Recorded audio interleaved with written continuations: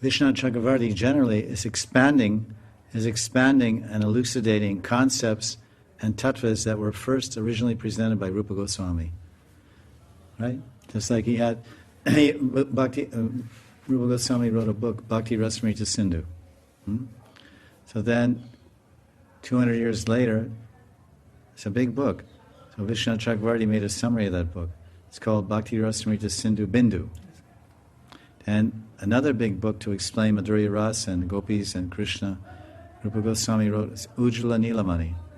So then, to summarize that very vast book with all the technical descriptions of Rasa and Bhav and Anubhav and all these things, and then he wrote a small book in Sanskrit called Ujjvala Nilamani Kiran.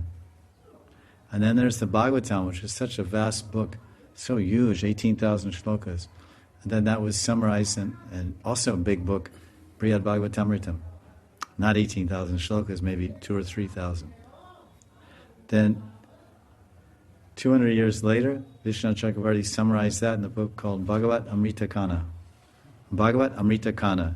It's a nectar ray, a nectar kana. Kana means a particle of nectar. A ray, kana. Kira means kana means particle. Kira means ray. Bhagavat Amrita Kana means a particle of nectar.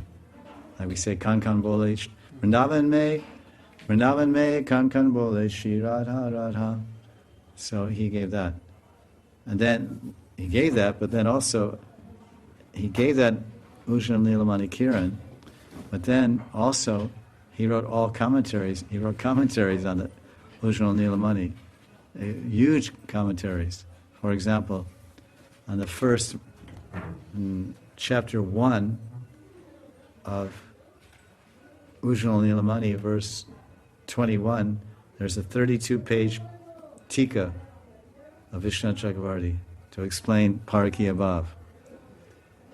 And so, Ujjvala Nilamani Kiran, which is Vishnu's summary of Ujjvala Nilamani, is only a few pages, with just one verse, one tika is 30